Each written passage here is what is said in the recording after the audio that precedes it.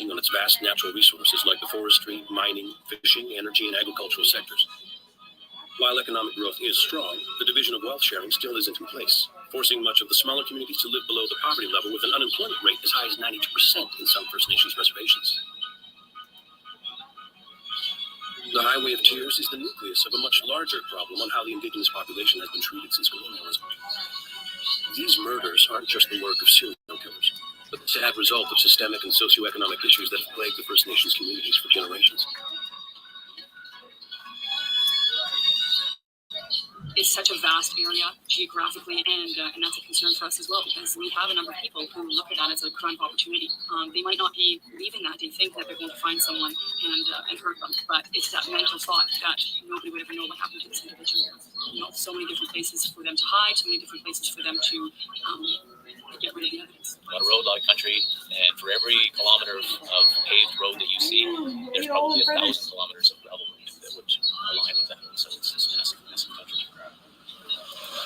The basic point is that it is not just one murder, there are serial murders, and also people who are very opportunistic and copycats. So there are women who are still going missing and still being murdered on the highway.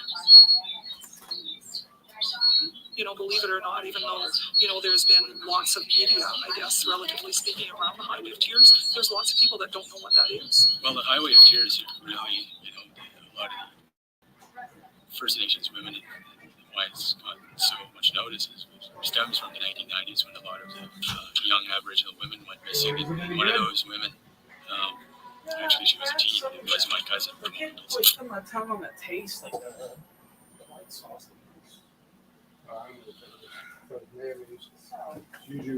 Just Add Owens. Hey, is it true it's called a mule because of the kick of the ginger? That's right. Because mules like to kick.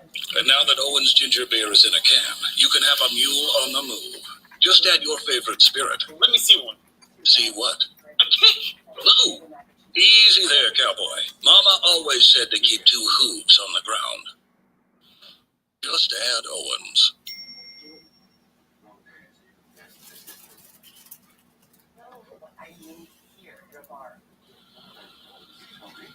When we really became aware of it was when it touched our family personally. So when my first cousin, Ramona Wilson, went missing, that was sort of the first thing. We'd always heard about things on TV, but never really realizing how that would impact us until it happened to our family. The information about the Highway of Tears really came out especially in 2002 when Nicole Hoare went missing. Previous to that, there were a lot of Aboriginal women and girls who'd gone missing and been murdered. But I think when Nicole Hoare, who was a smiling, happy-looking young woman in the pictures that were in the media, it really hit home for a lot of people. And all the news media picked up on this, and really the word got out. She was last seen hitchhiking on Highway 16 on June 21st. With Nicole's disappearance, the term Highway of Tears became increasingly known and widely used. Of most importance, the media and general public finally took notice that her disappearance was not an isolated incident. I think for our communities it was frustrating because, there was a number of missing Aboriginal women that were already missing.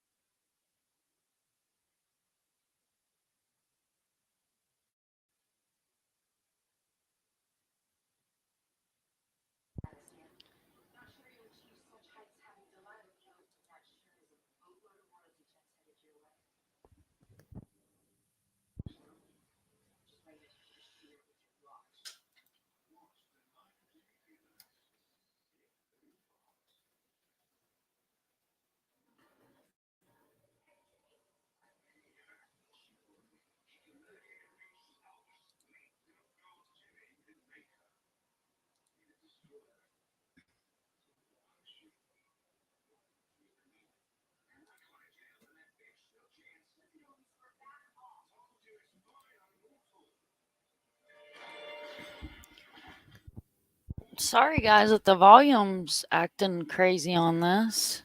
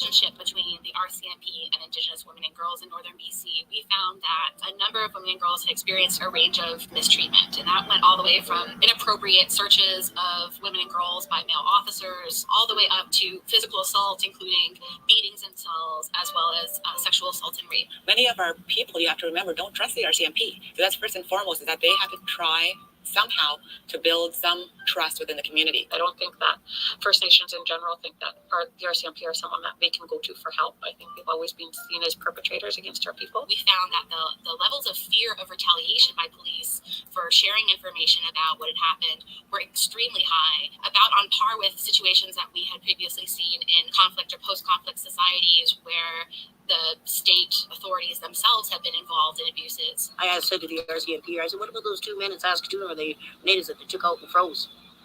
Oh, that wasn't RCMP, that was Saskatoon police. I said, you guys are supposed to be peace officers, not beat officers. It's really about establishing that trust and respect. So you look at, for example, the Ramsey case, right? Judge Ramsey. I mean, how many girls were victimized by the judge? I think the Ramsey case is extremely important in understanding the context for the Highway of Tears. It's really hard to underestimate what it does to a community's faith in the justice system when you find out that a sitting judge has been sexually exploiting girls, children in the community for a long time with impunity. Question, who polices the police? Who judges the judges? Judge David Ramsey was sent to prison for sexually assaulting and buying sex from girls as young as 12. Ramsey was sentenced to a mere 7 years for sexually assaulting the teens. He was due for statutory release on January 30th, 2009, only 2/3 into his sentence. But he never got out of prison. Judge Ramsey got something better. He got terminal cancer, he's dead. We all have to answer to someone bigger in our so-called justice system, the big guy in the sky. And I'll tell you this right now, since the Ramsey case has occurred, nothing has changed. Nothing has changed within the justice system. Nothing has changed in the RCMP to ensure that a Ramsey case never happens again. So obviously, like if a young woman is feeling victimized, you know, who is she going to trust to go to? The most striking thing to me when we were doing the research in northern BC was the sense of insecurity that women and girls, Indigenous women and girls, felt in their communities. A family that was not only victimized from the government institutions, we all know about the residential school era. Affected by that. The result of a lot of that was alcohol abuse, drug abuse, violence. My mother, wanting obviously to have funds to look after her only son, she would do pretty much anything she could. And happily was a formal event, bingo. And she won a sizable chunk of money, and it was late in the evening, and she was going to use that money, come home, celebrate, but on her way from the bingo hall to the bus station, somebody took advantage of her, and obviously she's not dead. When we look at violence against women, it's not just looking at the issue of women, it's also looking at the issue of men as well and their roles in our society, in our Indigenous society. Everybody has a role. New home, new experiences. Improve your move with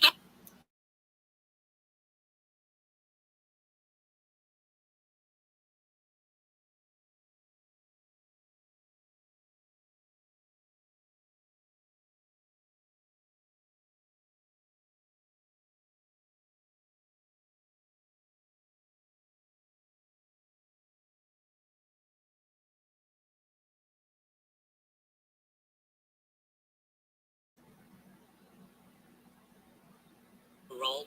We need to not forget our men, and we need to be there to lift up our men and to hold them up so that they can be leaders and they can be warriors.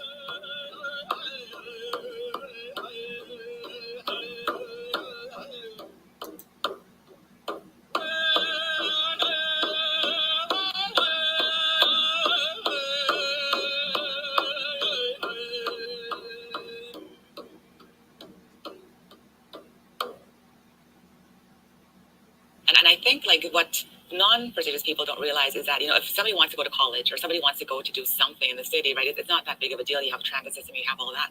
Now, somebody from small little Taco Lake First Nation, for example, where I come from, if they want to go to school, they have to go travel 3 hours on dirt road to get to Fort St. James. From Fort St. James to Prince George is about 2 hours. Now, if you don't have a vehicle, like how are you going to get there? And a lot of our communities, it's 92% unemployment in some of our communities, right? So some people don't have vehicles. So there's that whole issue. And some of our young women are leaving communities because there's nothing there for them, or maybe one of the impacts of residential school is impacting them directly. So if you're looking to higher your education, if you're looking to go to a doctor's appointment, it's a totally different reality than somebody down south where all the services are accessible.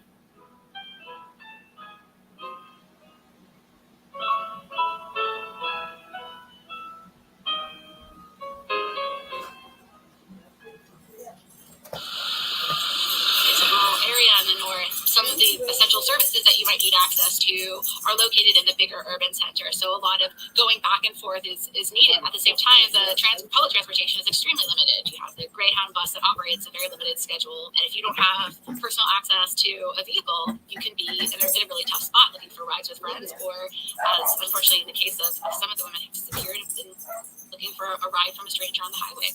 My name is Brenda June Wilson, and I'm the sister of Ramona Lisa Wilson, who was murdered in 1994, June 11th. Her body was found outside Smithers Airport by a couple of people that were 4x4ing. They got stuck.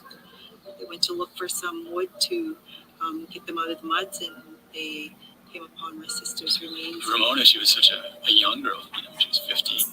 You know, she had her life ahead of her. And since she went missing, since we found her body a year later in 1995, you know, we really saw, well, personally, I saw how much effect that would have on a parent. And I really saw it in my aunt, you know, my Aunt Matilda. And you see how much it's changed her. And it's quite, you know, it's devastating. I think people really need to know that Ramona was not expendable. Like, Ramona was just not a street person or whatever the media kind of portrays or what society thinks, that these were like prostitutes, they were druggies, they were whatever. Like, as if that made their life any less worthy. We saw as well, we can't ignore the fact of what happened on the pig farm in Port Coquitlam. And in that case, again, the women were just treated like they were throwaway. Picton solicited prostitutes from the downtown east side and drove them out to his pig farm in Port Coquitlam, a suburb of Vancouver. For years, his murders went unnoticed to law enforcement, even after several families reported their loved ones missing.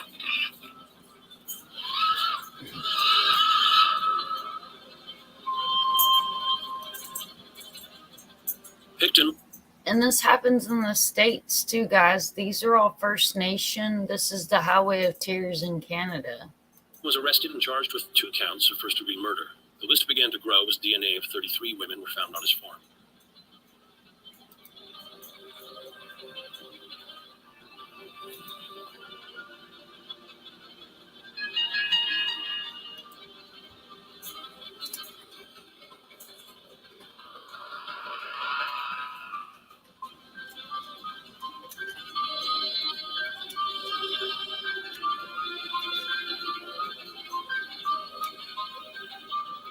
bragged to police that he killed as many as 49.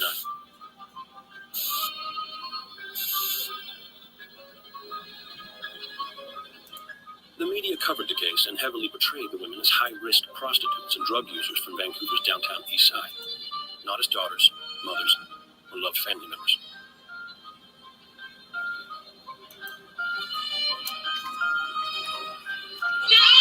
Families of the missing and murdered women had been pushing for public hearing prior to serial killer Robert Pickton's conviction of 6 murders. They were angered and wanted answers for their family members' deaths. Why had all these women gone missing from the downtown east side of Vancouver, and why did it take so long for them to identify and arrest and then subsequently prosecute Robert Pickton, who was responsible for so many of those murders? Finally, in September of 2010, a missing women's inquiry headed by Commissioner Wally Opal was initiated to examine the role of the Vancouver Police and the RCMP in the disappearances and murders of women in the downtown east side. Commissioner Wally Opal concluded that the RCMP did not conduct their investigations properly. The Pickton investigation and trial ended up costing taxpayers and the Canadian government over $100 million. How was he able to murder so many women without anyone taking notice? It'd be much better if we recognize the victims and from their point of view understand why that happened and how to not let that continue. The media across the board would be just if there was more highlight on the victims. There's a definite difference between the missing women within the Aboriginal community versus the general society with non-First Nations women. I think in addressing the Highway of Tears more broadly, though, we have to think about is it shouldn't matter whether you're part of a task force or not. If someone calls and reports someone missing, you need to know that immediately that case is going to be taken seriously and is going to be pursued with the full effort of the RCMP. I think the only time you're taken seriously is when someone is murdered.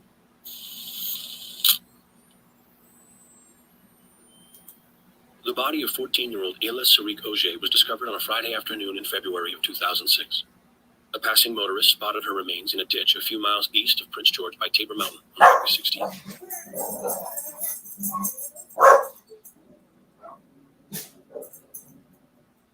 And that investigation is still ongoing. We do not have a suspect at this time that's being held accountable for her murder, and so we're still receiving tips to this day on her disappearance. When her body was found, the family had come to us, her mom had come to us and asked if we would be willing to go out there and to do ceremony in the place where her body was located. When the young woman, Ayla Auger, had passed away, that was enough for us. We said enough. That something had to be done.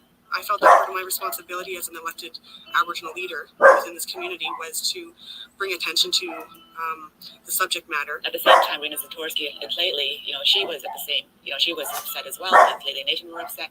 So we already planned on doing something. And so Rena came together and we all joined forces to have a symposium. I released a news release asking for interest in a symposium to talk about the issues surrounding missing and murdered Aboriginal women specifically. And we organized it in about a month's time. The 2006 Highway of Tears Symposium was an important moment for advocacy. Managing people, managing budgets, managing organizations, and learning how to do that effectively. That's the reason I'm getting my degree. I want to be better. I think that is the one key thing that WGU has a lot of other programs. But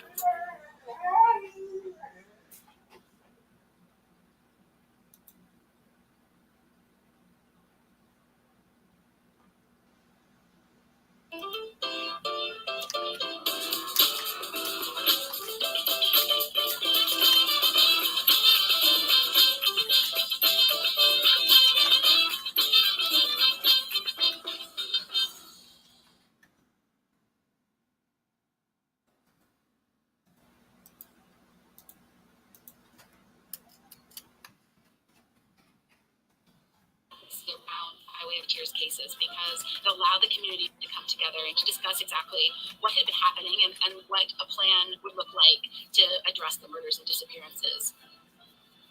That created that sort of critical mass for the community to really understand, hey, these aren't vulnerable women necessarily going missing, for instance, sex workers and drug addicted women. This is happening to women of varying lifestyles and socioeconomic statuses. I believe that the police actually started taking seriously the issues of missing and murdered women along the corridor seriously after the symposium.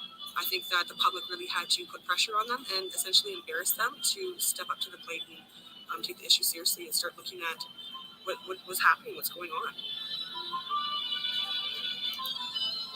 There were over 500 people there in attendance, including family members, RCMP, bigwigs with the provincial government. There were about 92 organizations represented there. So to me, that really showed that this was an issue that was being taken seriously from the community itself. The police is a totally different story, but the community itself was extremely interested in the issue and wanted to talk about it and bring some awareness and solve some of the surrounding issues. So when we had asked the questions to the families as to what could have been done, what could have the RCMP done better, what could have victim services done better, what could society have done better, and all the families went and answered that question, all the First Nation families. The last one that spoke was Jack Orr, and we asked him the same questions. At the symposium, we probably had 3 or 4 families talk about their experiences prior to ourselves getting up, and in all cases, it was the direct opposite of what we had experienced. So, and I did comment that it was not only embarrassing, but very unsettling to see how we were treated versus the reaction that the other families had received. He said when he went, him and his wife Betty went and reported their daughter missing, the RCMP were so helpful and so concerned. They were right on top of the case right away. And I think that really shows that, there definitely was that systemic racism that we keep referring to. Certainly some of the police officers that we spoke with during our research talked about there being a very different attitude after the Nicole Thor case, a very different attitude towards the murders and disappearances, that they were taken much more seriously, and that before that they hadn't received nearly the attention that they were due. I think, unfortunately, there were a lot of recommendations that came out of the Highway of Tears Symposium that haven't been worked on or are galvanized. That a shuttle bus transportation system be established between each town and city located along the entire length of Highway 16 defines the Highway of Tears. That the number, types, and frequency of essential health and social services be increased for direct delivery to the First Nations communities located along the Highway of Tears.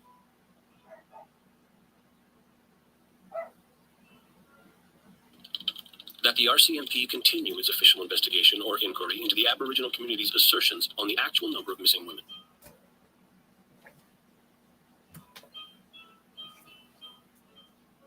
I think that's one of the main frustrations about the 33 recommendations, that there's virtually no money available to put into place any of the recommendations. And so what has changed since 2006 is there is the EPANA group, and they're the group of investigators. So they do updates for the direct families of the victims. I'm Gary Shakarika. I'm with the RCMP. I'm an inspector. The officer in charge of the EPANA investigation, which is commonly referred to as the Highway of Tears. Well, I'll mention the Highway of Tears in general deals with so many other social, economic issues, and EPANA really is focusing on the specific murdered and missing women from northern BC. Project EPANA began in the fall of 2005 under the E Division Criminal Operations with the task of reviewing and investigating the unsolved cases. With links to Highways 97. Bye. Hi, everybody coming in. Purple, hello. Thank you all for being here. This is the Highway of Tears. It is Canada's kind of their version of the Trail of Tears. This is missing and murdered Aboriginal or Indigenous since the 70s. And 16. The task force took ownership of 9 investigations in 2006. In 2007, the cases doubled from 9 to 18. Project EPANA consists of 13 homicide investigations and 5 missing peoples investigations. Some of the cases date as far back as 1969.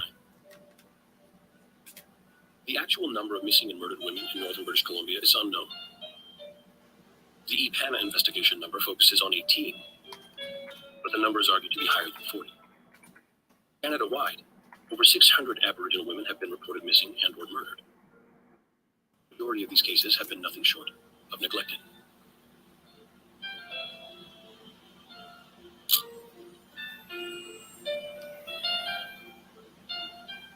there's so many other women missing that were not included. One of them was my sister Teresa Humphrey. My sister was murdered here in Prince George 18 years ago. She must have been intoxicated to have been thrown out of the place where she left, and then she got picked up by a truck. He took her way out in the logging road. The police had told us that she was dragged. The guy dragged her in the truck, and that we were not allowed to see her when we went to the funeral because she was not recognizable. And right about the same time, before that happened, the same man was picked up for Marnie Blanchard. She was also looking for a ride. So this guy gave her a ride, and he was picked up by them for her, but they didn't have enough evidence, so they let him go. So when they let him go, that's when he killed my sister. Actually, I was at a mine Christmas party that night, and I was by myself at it. And at 8 o'clock at night, I just didn't feel like being there anymore for whatever reason. I went home. And then at midnight, I got a call from the RCMP asking if Lauren was home. And I said, oh, she's staying with her mother. And I said, what's going on? And they said, well, they stopped somebody on the highway towards Fort St. James, and if Lauren's home, then somebody's using her ID because they found it in this person's vehicle. I waited about an hour, and then I called dispatch, and I asked them, I said, what was going on? And they were going to get somebody back to me right away, and that didn't happen for another hour, so I figured I'd just drive up until I saw cops. So I drove up to the site, and then when I got there, the game warden was standing there just white as a ghost. And I told them who I was, and I wanted to know what was going on, and they said they were investigating homicide, and nobody could go up there, and so I knew what was going on.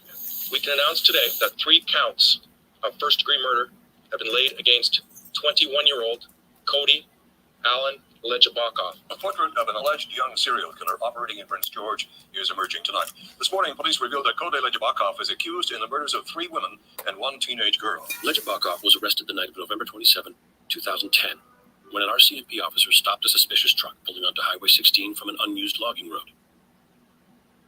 Lejabakov's tracks were retraced along the snowy trail to find the body of 15-year-old Lauren Dawn Leslie, just hours after she had been murdered. Lejabakov is now linked to the murders of 35-year-olds Jill Stachenko, Cynthia Moss, and an alleged 4th victim, 23-year-old Natasha Montgomery, whose body is yet to be found.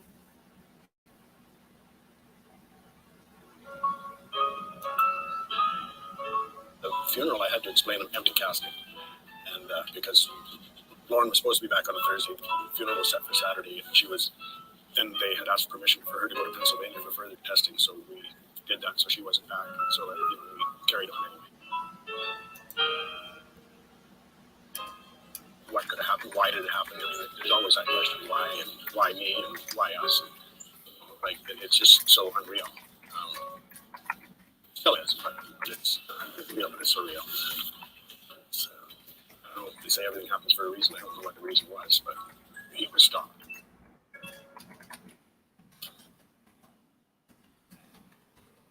Tire Kingdom's Holiday Head Start Tire Event. Sold tires for just $2.99, and that includes installation. Over 90,000 tires must go. Buy 4 for including installation now through November 17th. Only at Tire Kingdom.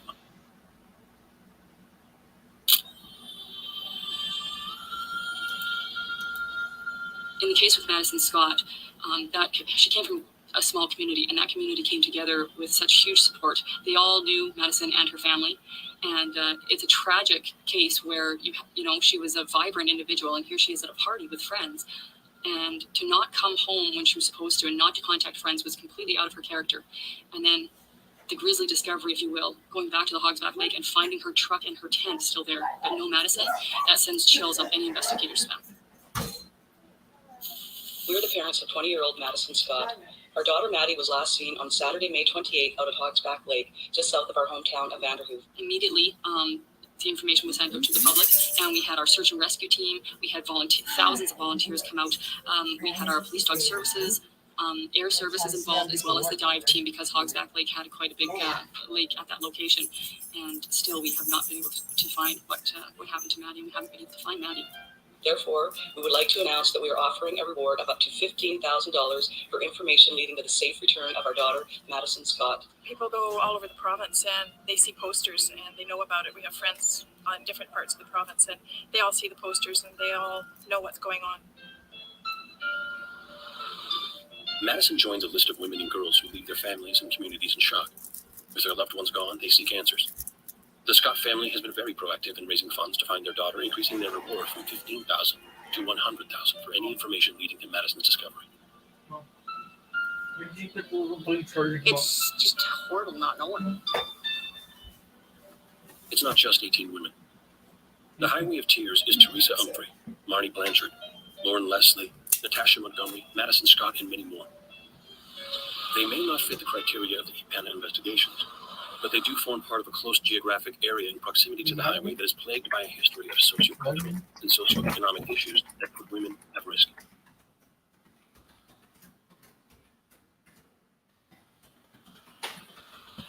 I thank you, Lord, for all these people here. We thank you for everything that you have done for us. Please keep us all safe. Every day, every night, keep us all safe. Amen. Thank you. My aunt, since Ramona went missing, she's always had the walk. I mean, Ramona has remained found a year later, but she does it anyways because she says, I was there, I know how it felt, and I have that closure. We still don't know what happened to Ramona, right? So there's still that piece that is left open. However, she does the work that she does because of the families that have not found their loved ones. On May 3rd, 2012, the Oregon Department of State Police Forensic Laboratory obtained a CODIS DNA match. The DNA match was for a U.S. citizen, Bobby Jack Fowler, who was born and spent most of his life in the U.S., has an extensive, violent, and criminal history for crimes including attempted murder, assault with a dangerous weapon, sexual assault, arson, kidnapping, attempting sexual assault, and firearms. While there are many things we do not know, we do know that he was transient and traveled between U.S. states and even countries in a day. He frequented bars and restaurants and was violent towards men and women and picked up hitchhikers. Colleen was a lovely, sweet, innocent 16-year-old kid. And there are still no words in the world to express how terribly she was wronged. It has been a long wait for answers, and although it is a somewhat unsatisfactory result, because this individual won't have to stand trial for what he did. We're by the fact that he was in prison when he died, and he can't hurt anyone else.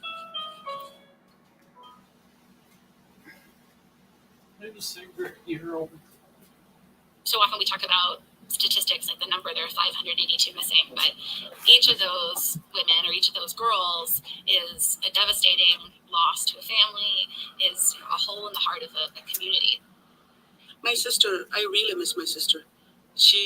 Anything I did, if I had my own business, she was there for me. When I was driving, she would pour my coffee for me, and she'd help me with everything that I've done. She was always there for me. We were just 1 year apart.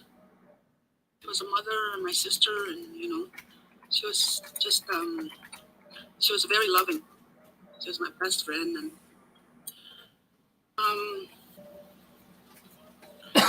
we just really miss her, and I still miss her, Our Christmases, that was our most cherished time. It was because it was the one time that you can see families, mothers in general, really strive to make happen for their children. And it was the one time she really made sure that I had what I needed to show that, I was loved. And that she always wanted to create that family environment because I was an only child. And Christmases were big. And nothing was out of place during Christmas. You know what I mean? And that's the one thing I remember that she was really good at. The Highway of Tears isn't just about a number.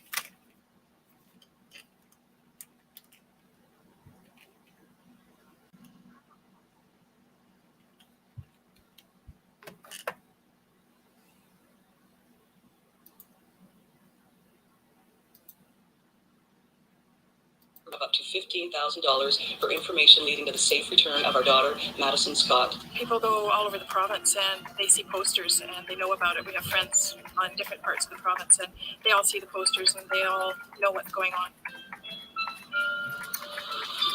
Madison joined the list of women and girls who leave their families and communities in shock. Their loved ones gone, they seek answers. Scott's family has been very proactive in raising funds to find their daughter, increasing their reward from $15,000 to $100,000 for any information leading to Madison's discovery. It's just horrible not knowing. It's not just 18 women. The Highway of Tears is Teresa Humphrey, Marty Blanchard, Lauren Leslie, Natasha Montgomery, Madison Scott, and many more. They may not fit the criteria of the EPANA investigations, but they do form part of a close geographic area in proximity to the highway that is plagued by a history of sociocultural and socioeconomic issues that put women at risk. And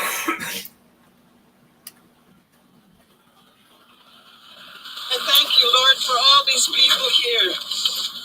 We thank you for everything that you have done for us. Please keep us all safe. Every day, every night, keep us all safe. Amen. Thank you. My aunt, since Ramona went missing, she's always had to walk. I mean, Ramona has remained found a year later, but she does it anyways because she says, I was there, I know how it felt, and I can have that closure. But we still don't know what happened to Ramona, right? So there's still that piece that is left open. However, she does the work that she does because of the families that have not found their loved ones. On May 3rd, 2012, the Oregon Department of State Police Forensic Laboratory obtained a CODIS DNA match. The DNA match was for a U.S. citizen, Bobby Jack Fowler, who was born and spent most of his life in the U.S., has an extensive, violent criminal history for crimes including attempted murder, assault with a dangerous weapon, sexual assault, arson, kidnapping, attempting sexual assault, and firearms. While there are many things we do not know, we do know that he was transient and traveled between U.S. states and even countries in a day. He frequented bars and restaurants and was violent towards men and women and picked up hitchhikers. Colleen was a lovely, sweet, innocent 16-year-old kid. There are still no words in the world to express how terribly she was wronged. It has been a long wait for answers, and although it is a somewhat unsatisfactory result, because this individual won't have to stand trial for what he did, we are comforted by the fact that he was in prison when he died, and that he can't hurt anyone else.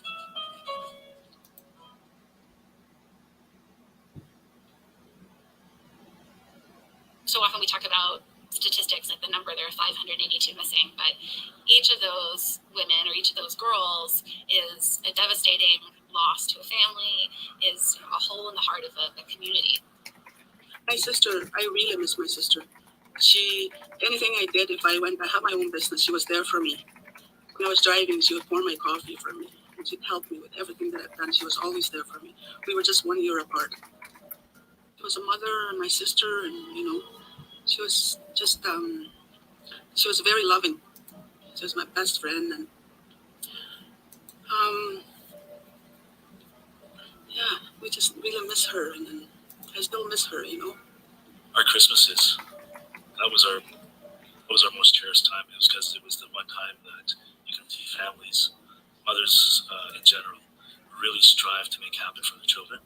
And it was the one time she really made sure that I had what I needed to show that I was loved, and that she always wanted to create that family environment because I was an only child, and Christmases were big, and nothing was out of place during Christmas. You know what I mean? And that's the one thing I remember that she was really good at.